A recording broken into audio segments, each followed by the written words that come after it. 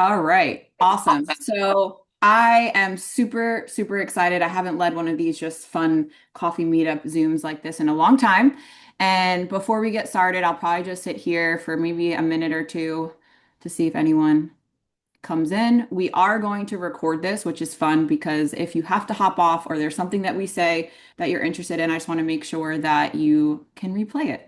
So, first of all, I want to say that we are recording this meeting, like I just said. And so, any and all conversations that you see here, we'll be using for educational purposes moving forward. So, if you do happen to unmute or ask a question, we're just putting that disclaimer out here. We do have private communities where we share these resources, and just know that we might share this Zoom somewhere over the rainbow. YouTube, we don't know. So, with that being said, we're at 11:03. I'll give it like another minute. Tiffany, hi. Thank you for coming. Rachel, so excited to do this with you. I wanted to see, I didn't make it. When I'm talking, do you see everyone or is it just, do you know what I'm talking about? Like, do we care if we're who we're It's looking at? 3 right now, I think. I just want to make sure people can see you. There you go. I can see you. Okay, can you see you? Yes, I can see me. Okay, just wanted to make sure. I think. Perfect. All right, I'm gonna give it like 5 more seconds. All right. Happy Thursday. So, the reason why we're doing this is you guys know I am a homeschool mom, homeschool family. I am first gen born here, actually, in America, but I'm also first gen homeschool. People usually are shocked when I say that. Obviously, we're not born knowing these things, but I was a public school graduate. I am college educated. Not that that makes you better or smarter than anyone, or means you're less or more qualified to homeschool. My story and background is very interesting because of that fact. My husband and I both are public school graduates. We've never been around homeschool. I thought only Amish people did it. Nothing against the Amish, they have way more figured out than me. Okay. Now, so when my son was literally 2 years old, our 15-year-old, who is still homeschooled, Sean said to me, I had him enrolled in like a pre-Christian whatever, because there was a wait list. It was like a co-op, not a co-op, a preschool. Sean's like, babe, listen, you're not dropping my kid off anywhere and you're going to do this. And I would laugh at him. And then up until literally the last final second, like Yanni was 6.5 and okay, kindergarten is not a required grade, whatever. I finally mustered up the courage to try it, do it. My experience has gone and taken me everywhere. We've been in co-ops. I have had tutors. I've ugly cried. I've bought box curriculums. The biggest thing and lesson that I have learned personally is you cannot make homeschool look like school.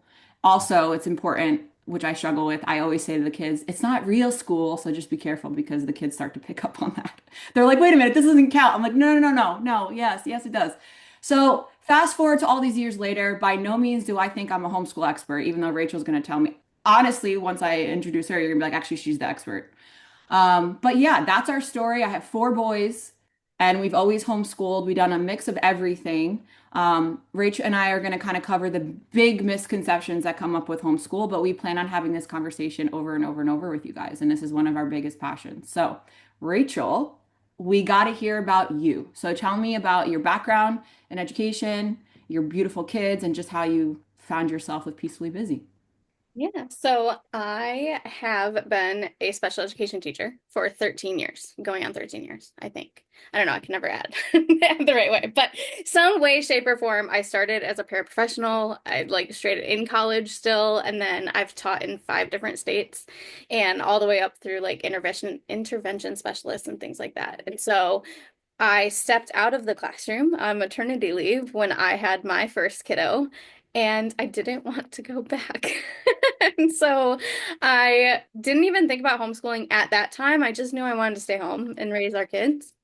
And then the more I was out of working, because I've been working since I was 16 years old, I feel like it's kind of like hardwired that Right. it's really hard transition to go to stay-at-home mom. And I struggled with that. And so then I started tutoring as kind of like a I get to teach and still like do what I did professionally. And then I kept having more babies. I had 3 under 3 years. I love it. So now my kiddos are 4 next Saturday, and then 5 and 7. And I homeschool all three of them because I could not picture myself putting them into a public school system, which sounds really chaotic as someone who's only ever worked in the public school system and truly believed in it when I went into this career for the fact Right. that that's usually how special education students get the most support. Yes. So I'm so glad ironic. you said that. And so it just kind of spiraled from there. And so I started Peacefully Busy when I was at 2 under 2 because I just needed someone to keep my kids busy, and that someone was me because we had Yeah. zero family around. Yeah. And I wanted it to be academic because I didn't want to just like throw a screen at my 2-year-old and be like, I need Right. proofs. Or, I wanted it to be like hands-on without going like hardcore Montessori or any of those directions. And so it really was just me trying to survive and Yeah. stay busy myself because I needed something that my brain could do that wasn't just mom mode all the time. Yeah. And so Yeah, it started absolutely. out with just kind of like busy bins and stuff like that. And then now that we're homeschooling, it organically shifted to more of a school route. And Right. I'm excited to like see where that's going to go and thrive in the community that we can build where we're all kind of in the same spot. Right. Yeah. That's kind of So that's what I love about what you've created with Peacefully Busy because you're really the bridge and why your work is so powerful. And truly, it's especially with a child that has any kind of special needs. Mhm. I get two flip sides of that coin. I have some people that I are in my life that are like, I couldn't not homeschool with my child's special needs. And then you, more so than anything, is they are putting them into whatever you want to call it, the system in public school, not private, because private school does not have all those resources. There And are they no might not agree with all of that, but they're like kind of they're stuck in the corner. And Yes. so you have such an expertise that's just so different than anyone I've ever worked with as far as even in this homeschool community. Um, so when you have a if you've had a mom, which I want to talk on this too, one of the biggest homeschool misconception. Let's talk about it. Yeah. Socialization. All right. Yeah. So for me, I just want to make sure people know that homeschool isn't isolation. Okay. You would have to lock your children up, and hopefully, maybe you don't agree. I know you agree. I would have to lock them in a closet behind me and not, and throw food at them. Now, of course, you have to teach them how to interact with adults and all these different things. But what I found with homeschool is my boys, especially as they've gotten into their older years, I'm not bragging, but I am. We always get these compliments. Your kids are so well versed. Your children are so polite. Wow, they're not looking down all the time at a device. We use devices, we use them all the time in homeschool. I'm not throwing shade at that. But I've found that homeschool kids are actually way, way more social. Uh, Yeah. and then let's talk about with that socialization. You're teaching your children real life experiences. You are able to, we bring them along. They aren't sheltered from conversations that maybe they're intellectually not there yet, but I've always just let them listen or have them listen in on the high schoolers' lessons and all of that.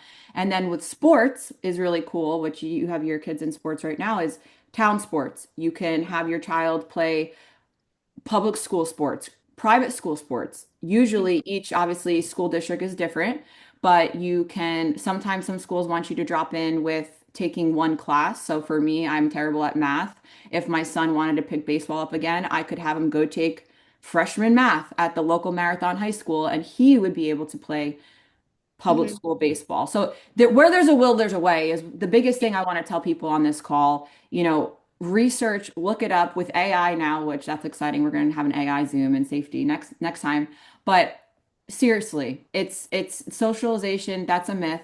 I don't know if you could kind of speak on that. Now, I'm not going to say, and also the other thing that's funny about this is it's not that it's not that socialization. I mean, yes, socialization is a myth, but the weird kids in public school are the weird kids in private school are the weird kids that are homeschooled. And by the way, 100. I'm a weird kid.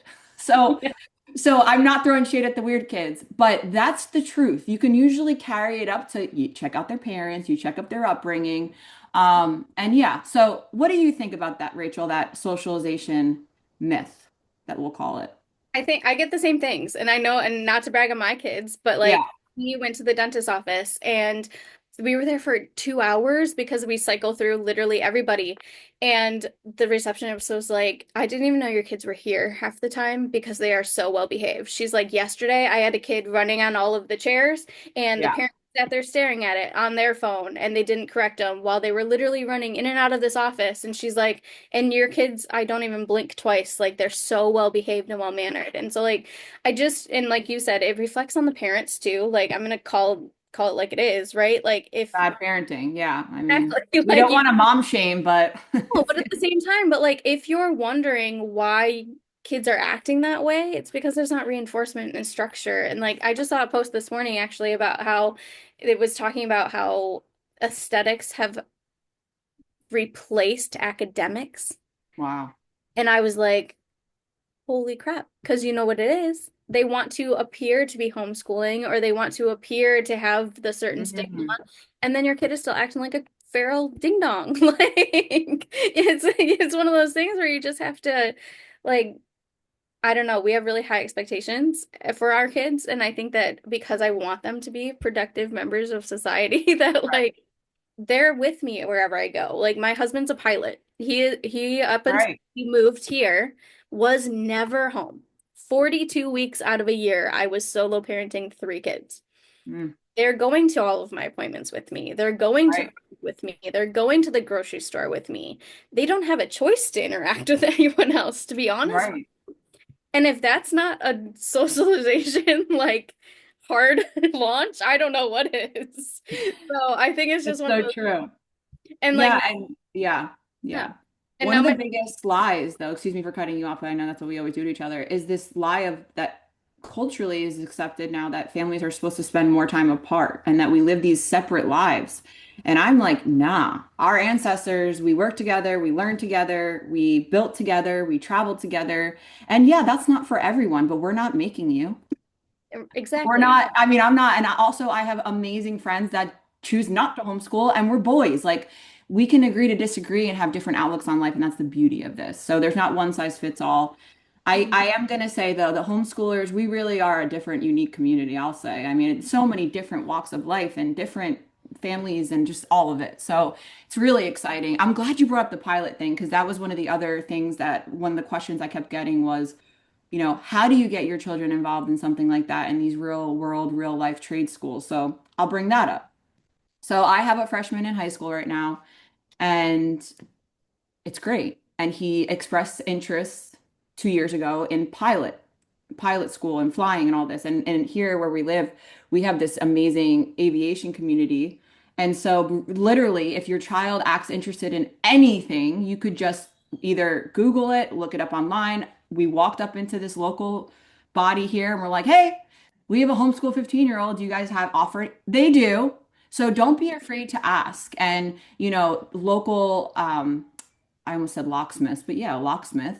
Or, there's a carpenter here on this island, and he's like, man, this trade is dying out. I don't have kids. And I'm like, ding, ding, ding, ding, ding. Hey, kid, when you finish your lessons, I'm going to drop you off over here and you're just going to intern because our family's very much an entrepreneur family. And showing them and involving them into our day-to-day life, just like what you were talking about. And I think about your son now with your husband and the pilot thing, like, doesn't mean that he's automatically going to be a pilot, but how interesting and cool that you can incorporate that into their relationship. And I always say this, homeschool is just being intentional. It's being a little bit more intentional.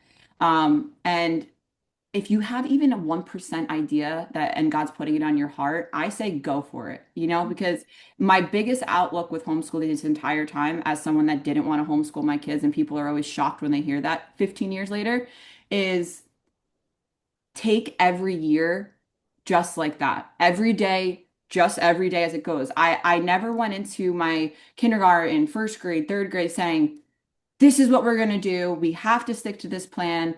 And I've just been open. Like if one of my ch children wanted to go to a different school or it wasn't working for them, I've taken it day by day, year by year, and now 10 years later, we're still doing it. So I don't know, it's worked for me.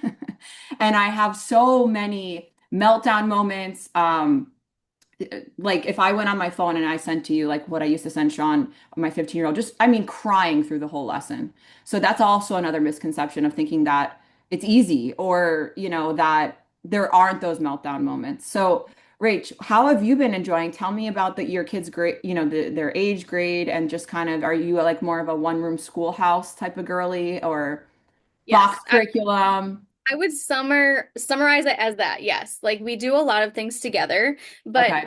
like with special education, I've always been having to vary everything that I do, even in the Right. classroom. So that kind of like set me up for success. I had like an edge, right? Because all of my three kids love school. But if one is doing something, all three of them are doing that same something, and I don't get a choice in the matter. So if we are doing school, we are all doing school. And so I have a preschooler, technically, a kindergartner, and a first grader. And I Okay. will say that there are some days where we're all doing first grade curriculum. And there Mhm. are some days where we're all doing preschool curriculum. Like it's not just like a grade is a guidance. And I wish that parents got that too, like especially like Oh, say it again. grades are guides, not like pillars. Like grades, like not A, B, Like C, you got first a grade, D. second grade, third grade, like the Hallelujah. I love I what you can't just even. said. I could go off on an hour on that Which I alone. also want, no, please go off a little bit because you Yeah. are literally, you're a unicorn. You went to school for this. This is your biggest passion. Fam, whoever's replaying this, she has a master's in education. To the world, she is like the go-to resource. So say that again. Grades are guides. And Oh, so it's something that they along the system when they created this to create little robots, right? Like if you remember back to what schooling was created to do, it was yeah, to create good workers. yeah. And so they put the bandwidth on it. And for them, a working age was just that. It was an age. It wasn't Mhm. a ability. It was how Right. old you were so that you could go work another job. And so when they put that, that's how they thought about creating first grade, second grade, third grade. They didn't think about developmental grades or Right. bandwidths or what you were supposed to do. And the standards have kind of changed over the years in order to do that. But like when I say standards change, it takes 10 to 15 years to change a standard in the States. Isn't that insane? Like those are up to date standards are like 2019, 2018, 2017. Those are considered up to date right now. And so Wow.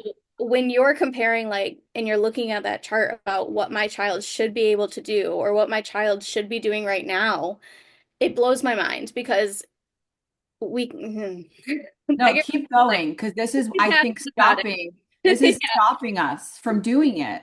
Yeah, and it's one of those things where like we as parents then take it on ourselves. And not only if your kid is in the public school system or you're homeschooling, you're like, okay, well, my kid's not meeting this expectation. Okay, well, did you use their foundational skills? Have you built that up? My first grader, I am a certified teacher. I have teaching certificates in 5 states.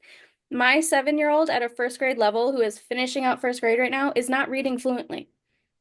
And I say that with my whole chest because she's not ready. Right? Yes. She's I'm not. gonna start crying.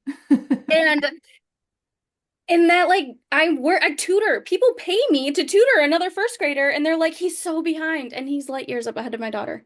I'll be very frank with that. And it's one of those things because I am taking the slow and process time to make sure her foundation is solid. Because if I'm Yes. going to keep making her memorize things, she's not learning. And that's what, like, that regurgitation part is being pushed right now in the classroom. And that's often why I got in trouble because when I was working with, kindergarten through 8th grade is where I specialized. And they're Wow. like, well, what are their goals? What are you going to work on with them? And it's like, their standards that they have to be within grade level. That's how IEPs are functioned, right? You have Right. to create a goal based on their current grade level. I was working with middle schoolers at a kindergarten functioning level. No. Functioning level and grade level are completely different. So you want me to Wow. create goals and expectations when we're not even laying the foundation? Mhm. That's where my mouth got me in trouble a lot of the times because I would advocate for those students and say, you're creating unrealistic expectations that they're never going to achieve. And then now that they're old enough to sit in on these meetings, they're going to hear is they're failing. Right. And I don't ever want my kids to feel like they're failing. Like even my No. husband sometimes, I will be very honest with you, my husband comes home and he's like, why isn't she reading yet? And I'm like, can you never say that to me again, Eh, please? like with a knife in my hand. I'm like, whoa. She's like, he should be able to do this by now. And I was like, whoa. And so like that's my husband. And I always laugh because And that's his baby girl, but it's just, it's not, it's, I don't want to say it's not his fault, obviously, but it's very no, but much, we have been groomed from day one as parents that our yeah. kids have to check all those boxes and hit all. Karen, you came in. So here we have our Rachel, and she just said, grades are guides. Grades are guides. And I had to repeat it 500 times because thank you. Thank you. And even Caitlin said in the message, yes, when you're like, my daughter's not at that and the foundation. What I've noticed too in my own parenting, again, I don't have all that the papers that I'm pointing out that you have. You're overqualified, Rachel. I But forget sometimes. I'm no, just a you mom. really are overqualified. Who am I? I'm just a mom, just a mom. I hate that term. But what would you say to the mom that replays this in the future or is in your container or on a call with you? What would you say when they're like, I'm underqualified? What's your, how do you feel about that as someone that's so overqualified? If your intention is pure, you will get where you need to go. If you are intentionally putting in the effort to do best for your child, Mm, you need to be qualified. yeah, That's what mothers are by definition, right? So whether you're doing it your way and you're meeting your child's needs and you're pushing them and like the biggest thing for me and I struggle being new to the homeschool community, right? Is and we've talked about this a little bit too yeah, about how because you guys take more of an unschooling approach, which for me is like sometimes my brain can't still wrap my mind around that from like my programming, right? yeah, yeah. No, I get it. Sometimes I feel like they're just like, well, we did school today, and it's like you did a couple flashcards. That's Right. intentional teaching. If you're Hmm. going to homeschool, I need you to take ownership of that because you are taking ownership of what you're teaching your child. And yes, academics are important, but they still need to be taught. Like they're not just a Right. skill that Of like course. as you go through your day to day and like you can't just learn how to read without teaching them. It's an Grammar, explicit, letters. Yeah. yeah. That foundation that you spoke about. Yeah. You're not just going to pick up on it. Like there are many skills that I like my kids have naturally gone over, but we've fostered that environment. Like I've Right. always had numbers and letters, acts like so I just want that intentionability. Is that even a word? My brain's not braining You right now. can make up But like words. that intention is there. That's my point, right? The intention has to be there. Otherwise, it doesn't matter how qualified you could be. Some days I don't feel qualified to do what I'm doing, Yeah. and I did go to school for it, and my children humble me daily about Yeah. everything I've thought I've learned, or I thought I knew that things would go smoothly. I've bought the box curriculums. I was like, yeah, you know me, my Yeah. teacher brain. I was set up last year and was like, this is what we're doing, X, Y, and Z. It lasted 3 weeks, and I changed my whole entire outlook because it wasn't working for my kids. So as much as I Mhm. want something to work for myself, I need to stay focused on what's working for my kids.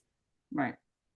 And it also is so obvious the gaps now in our education. You know, you talking about how many years it takes for it to catch up is just, we're doing such a disservice. And the future is our kids, it's our children. The And national reading level, another, Jackie, seventh what grade. would you The say? national reading level for all adults right now is seventh grade reading. And those are your doctors and your lawyers and all of those high-powered jobs. And granted, they may be outliers in that scenario, but like if you're thinking about a national average is seventh grade. Some of those Okay. books that we read and we were required to read in high school, like I was a public school girly too. Like I went all throughout the system. Those books are higher level now than what the average American can read. That's petrifying. Yeah. I have Yeah. some stats over here I wanted to sprinkle in. Around 3.4 to 4.2 million children are now homeschooled, and that has tripled since 2020. We knew that was going to happen, right, guys? So, what the world tried to control, it actually exploded because God's good. I love that. One survey found 86% of homeschool parents plan to continue because of the positive impact on their family. Research shows homeschool kids outperform academically and socially when families are intentional. Intentional. Mhm. Hey, people think homeschool kids are isolated, but a lot of them are interacting with more age groups, more adults, more real life, more entrepreneurship, yay, more travel, and more community than traditional school environments. Um, Tim Tebow, like the Hollywood elite that we don't want to be anything like. They don't blast everywhere that they're homeschooling, but they're homeschooling. They have these bougie AF tutors coming in the house because they're better than everyone. The way that I look, which we don't think we're better than anyone, homeschool families, but what ministry is more important? That's what I got to say. And all the success and millions of dollars that I've made in the past and lost and will continue to make, all of it doesn't matter to me if I'm not a good mom and I'm not my units together. And like we said in the beginning of this call, it might not be for everyone that we just spend every waking damn minute together, but it's for us. Yeah. And if you feel that call in your life, explore it because I was an anti-homeschool person and people are always like, what? And if I can do it, you can do it. Another question that we get all the time is, can you homeschool and still work? And I'll touch on this a little bit. I couldn't work the life I work and be the entrepreneur that I am if I didn't homeschool. You're like, how? Well, people see me now with teenagers and my youngest is 7, so they're all huge. But there was seasons where I had 4 under 6 and the 2 under 18 months and all these things. And now as they've grown with me and because of that intentionality, is it a word? Do we make it up? I don't know. That we talk about, it's like, no, don't pause the dream, don't pause the vision. The kids are watching Sean and I have these conversations, having business meetings, including them in this. And then next thing you know, you're raising the future pilots, the future entrepreneurs, the future, I was just talking to my 15-year-old last night about this. Like, you're not going to be a pool boy because that's his first job. Maybe you are, Yeah. but mommy and daddy are putting you in everything right now because you're of the age and your brain is ready and you're a strong man, figure it out. Try everything and see what you hate, what you don't like. I mean, seriously, you can graduate. That's another thing that a lot of people aren't talking about is graduating early, taking dual enrollments. I have homeschool friends that their 16-year-old is graduating with their, not masters, but a lot of college credits. So the next thing I want to talk on is, so can you work and homeschool? Yes. Be intentional, curate your whole day, stop trying to make school happen Monday through Friday. Sometimes I knock out 10 lessons with one kid on Sunday after church for like 4 hours because he's ready for it and hungry and wants it. And then I'm like, ooh, that was good. Now I don't have to do that all week. But he's still learning, he's still documenting, he's still, all that. I forgot what I was going to say, but that's fine. What were we talking? Oh, the other question that we get all the time is, what if we get behind? One person messaged me on my large account and said, we've had personal things going on in our life, and I just feel like I'm so behind. Would you talk on that? What grades are just guides? Like, what would be your advice to someone that's just like, oh my gosh, um, I bought the Sunlight curriculum and I am at least 6 weeks behind or 12 weeks behind. Like, what would you say? I was gonna say, I am personally on week 24 right now. And Okay. we but we homeschool year round. So that's Yeah. one of those things where like we're not gonna stop and have like an end of the year. Like we'll just keep going. So I wasn't like too worried about that. But once again, curriculums are so jam-packed that while I Right. was in the classroom, Jackie, I never got through an entire year's curriculum where I should have been. You True. have to pick and choose. And if your Right. student is right for it and your child is ready to learn it and they're eager, like you said, run with it. Make it a Yeah. longer unit. If they're not getting it, I need you to have some discernment and say, do they need to know this right now? Could you always teach it next year when they're more developmentally ready or when Right. they're actually involved in it? Um, I'm in a lot of my teaching circles on like Instagram and all of like those things where all of that pops up still. And they were talking about to teach every single concept in the math curriculum, K through 12th grade. Do you want to know how long it could take you? I'm 20 scared. hours.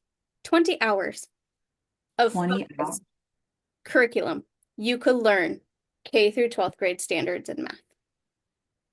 So is that going to confirm that we're wasting these children's time every like what do you say to That's that? connect is because when it's one-on-one intentional teaching, Mhm. you can So teach at true. a faster rate. But if you also need a prolonged rate, because think about it, when I was in the classroom and I had a I had like 17 kids at the most. But if I'm trying to teach one concept to 17 different brains, yeah, it's Right. me a week to teach one concept because we're focused on it for 20 minutes a day, 30, 40 minutes a day with practice and guided, and then trying to figure out why it's not clicking in this brain, why it's not clicking in this brain. Those curriculums are expanded and take Right.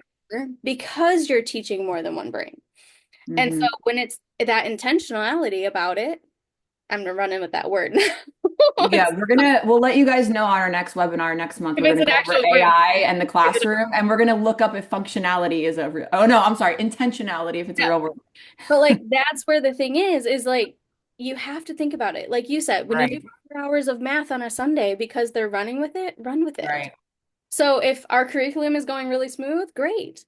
But like I'm not going to ditch my whole curriculum and then be like, "Oh, I never finished it. I didn't get through a whole year." Okay, Right. pivoted. So I can't hold myself to standards that I decided with intention I wasn't going to follow anymore. So like you have to kind of weigh yourself and check yourself about I made an intentional choice for my child.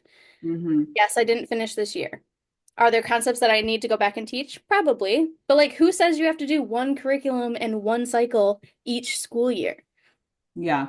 Again, grades are guides. So I need that to like dissipate from everyone's brains about I didn't get through it and like putting that on you because yeah, Right. you should be intentionally working through it. But if it takes you longer, it takes you longer.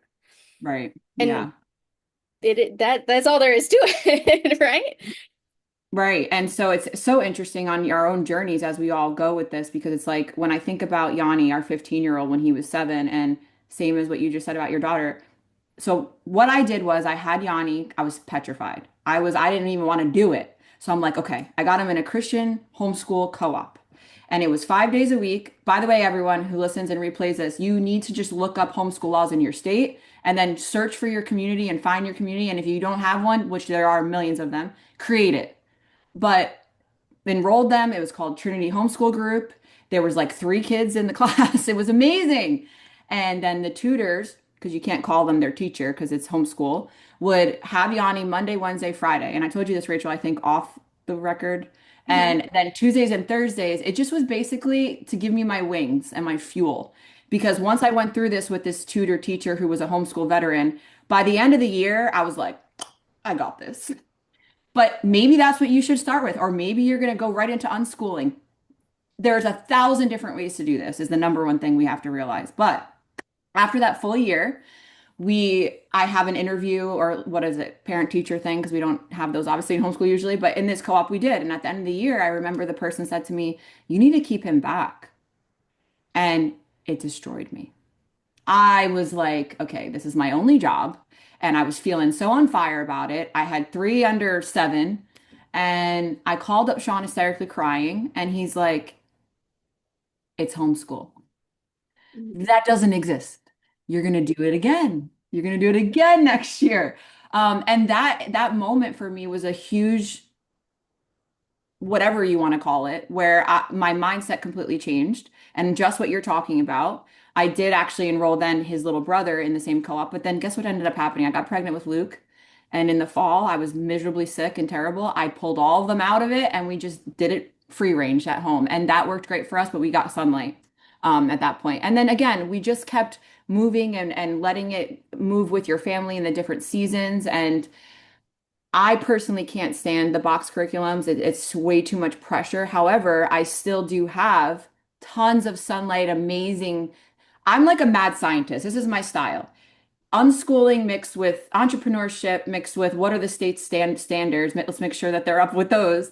And we just mix them and recycle and repeat them. So I love the good and the beautiful so much for when the kids are little, like pre-K, kindergarten, and then you'll find another company that you really like for that. And you just kind of mad scientists can pull it all together. Or if you really are busy and crazy, you could just buy the whole box curriculum like that. Hold on, I just want to see here. Is Karen, I saw your question about Yeah, how moving on to the next grade in the next book if they don't finish it. I would use discernment, excuse me. So like look at whatever grade you're in currently, look at the standards that they're supposed to be doing. It really depends on your state. Like personally, I moved from Pennsylvania where I started homeschooling and now we live in Mississippi. Mississippi, I have zero things that I need to report. I need to submit one piece of paper and I need to I say love that for you. schooling, this is what I intend to use, and I don't have to show anything to anyone. I keep personal records because I am anal and I like need to make sure that it's all there and that like teaching background stays there. But if you're also looking at what they're supposed to be learning in the next grade up, I would just make sure that you're covering the foundational skills so that way you're not moving on and then they're Mhm. lost because that's the disservice that the public school system is experiencing all the time is they're still moving kids up year after year after year without those foundational skills. So just make sure you're intentional that if you're going to teach the next thing, I would say more specifically like in math that applies more because those are more like building bridge Right. academics versus like reading. It can be more flexible. You can still work on those foundational skills while you're learning new topics in English language arts kind of thing.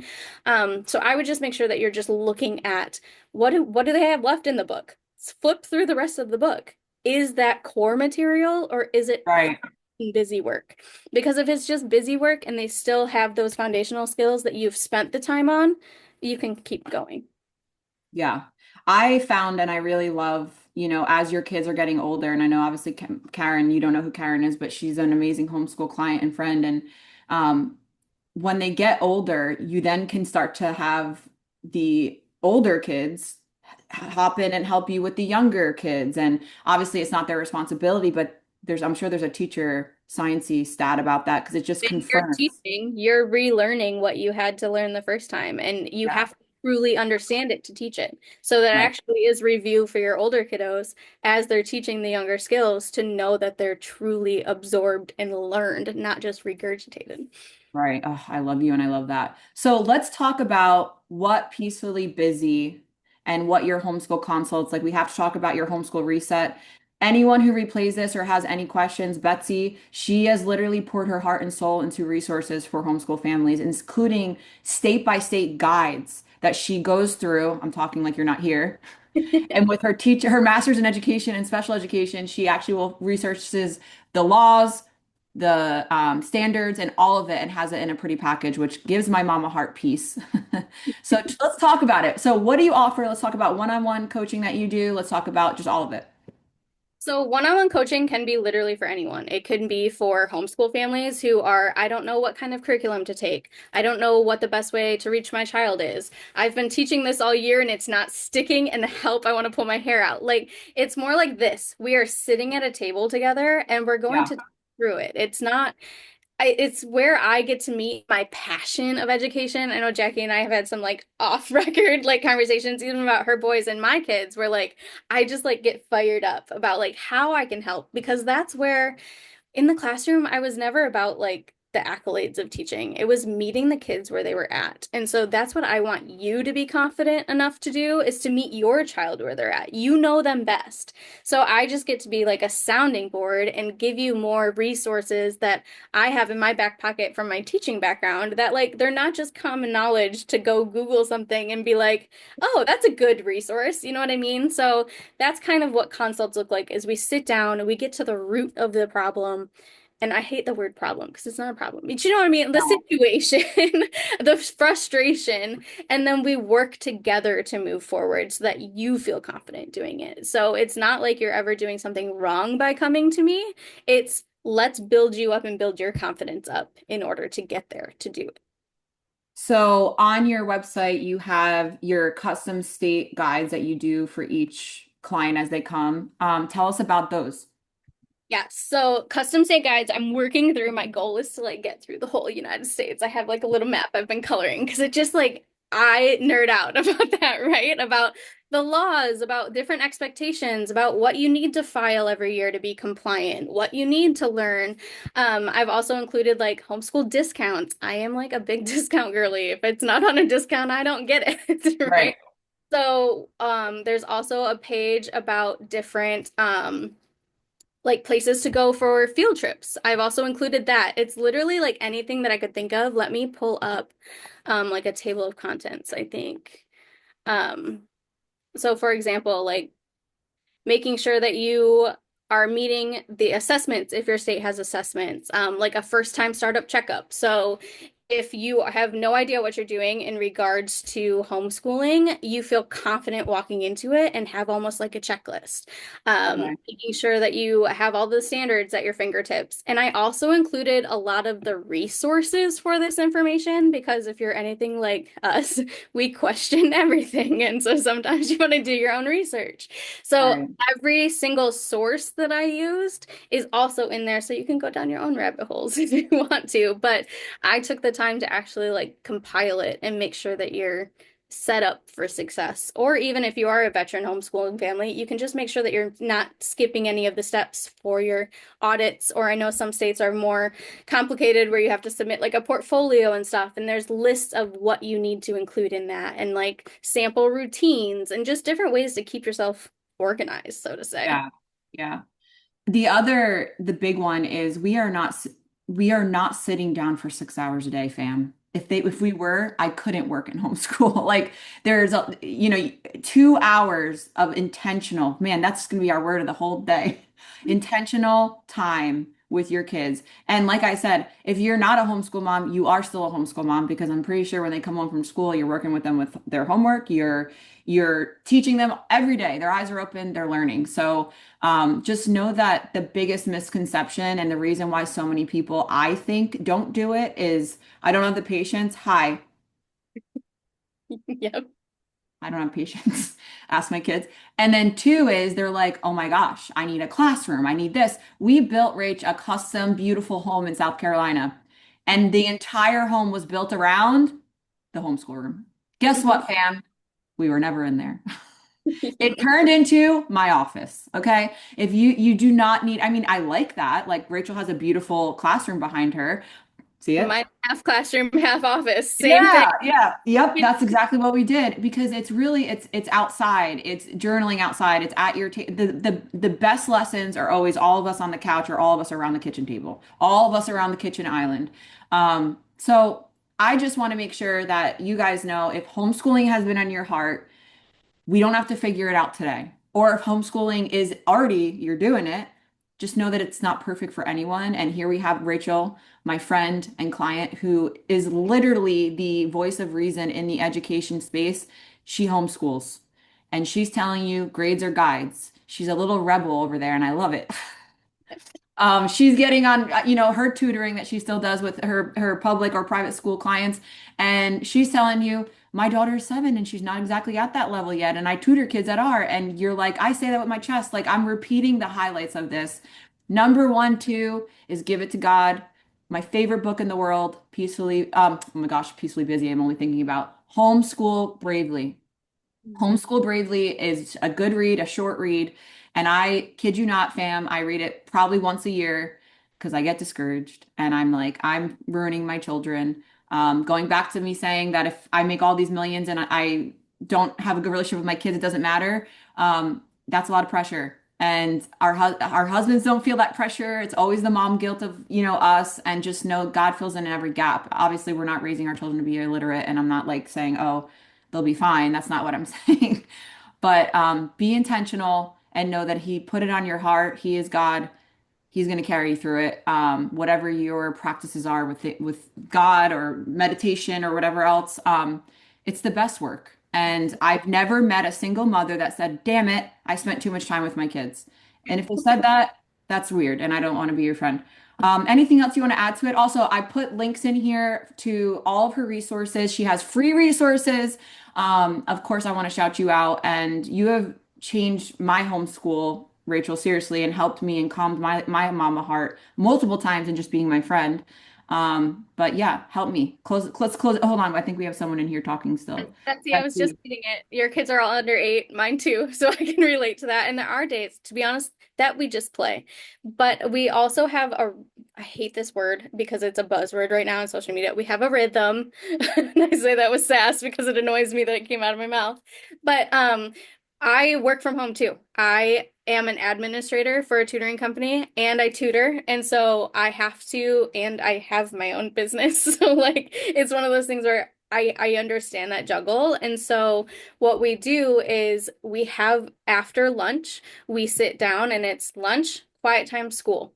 And I also have it all set up in the morning. I'm pretty sure my 3-year-old is already done with her school for the day because it's all sitting there. So if they want to come in while I'm working at my desk and while I'm doing this, I don't stop them. If they have the urge to get their work done, we're gonna get it done and I'm gonna kind of pause and there's a lot of days where I am on my computer and I'm like, yeah, that works. And I try to pick more activities that they can do solo like that, but they're still enhancing their learning. And so I try to keep that intentional time where I say, I know after lunch, this is my designated time. I block it off on my work calendar and I say, this is our 2 hour window. We can get all of that done. And Right. usually for our kiddos that are this young, you shouldn't be spending more than 2 hours doing it anyway, unless it's like way spread out and you're doing like 10 minutes at a time. Then it may take over 2 hours, but like intentional time, kiddos that young, you should be done within, and I hate saying like, because not every kid is different, right? So like Right. this guide, but you should be done within an hour for any kid at that age with what you need to do for the day. So if they do want to just So, play, let them play all day, double up the right, next day, spread it right, out over a couple other days, and right, don't feel guilty about it at all because there is no guilt. right. It's what works for your family. Thank God. No. And then I'll give you my unschooling freaky answer is I 1000 million percent agree with that. And obviously unschooling can get like a very bad rap for some. I don't care if anyone is judging that, but the same way you wake up and brush your teeth, or the same way I tell all my clients to wake up and have water first thing, or you read your Bible in the morning. Set that 1 hour of intentional time. Make it, when my kids were under 8, Betsy, I had baskets. And when mommy would read her Bible, they didn't even realize they were learning. They were doing things and activities that was play, which search on Amazon. We can send you some links after this. Or if you work with Rachel, she'll of course help you with this. But there's so many really cool, tricky, even like fidget spinner games and all these different. That's what we did.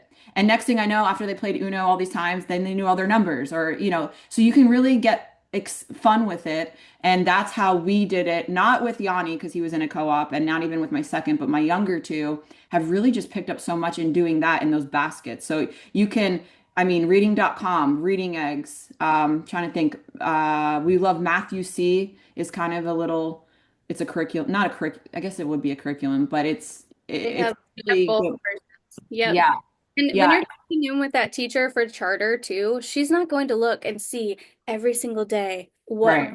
everything you did, right? You worked on math at least 3 hours this week. You know what I mean? That's what Right. they're looking for. And they're there more as like that accountability check-in, making sure you Right. are being intentional, but they're not going to ever micromanage you and be like, you didn't work on math for 15 minutes today. You know what I mean? They don't care. I can say that truthfully, but like they're there to just make sure that you are kind of holding yourself accountable. And that's just like that extra layer with the charter schools and the check-ins. So don't feel like you Yeah. need to like, don't be intimidated by having to check in with a teacher. They're truly there to help you to make sure, okay, math this month didn't go as planned. How can we do it next month? That's what that teacher is there for you, not necessarily like a I always relate everything to the government. Like they're not, like, you know what I mean? Like it's not like that government check-in. It's how can we support you?